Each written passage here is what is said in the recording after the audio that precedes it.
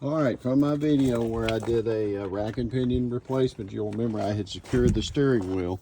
So now I'm going to remove this because at this point I'm ready to start priming the power steering.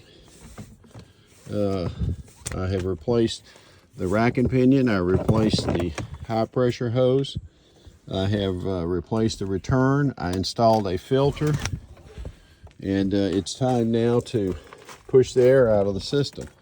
I'm going to start this process by basically cranking the steering back and forth on this Silverado, and I'm going to watch my reservoir here, and I'm going to watch for bubbles to come out of that reservoir, and I'm also going to watch the level of my fluids, so that I can refill that as needed. But essentially I'm going to slowly lock the wheels just to move some fluid into the new rack and pinion.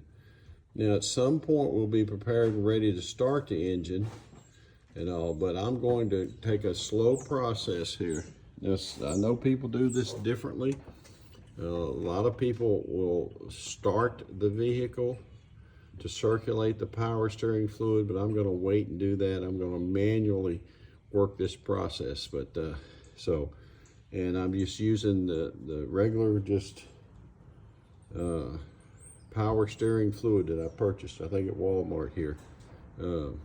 So it's nothing very difficult about this process, so it's pretty straightforward. So let me get cracking on it and all, and hopefully this is helpful.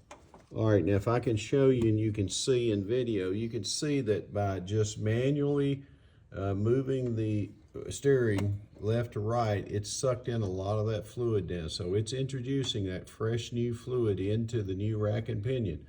And remember, I installed a filter here too. So we're going to add a little bit more now. We're going to keep cranking this because we want to also work all the bubbles out of the system as much as we can before we do anything else. So that's what's involved in bleeding and priming this power steering system.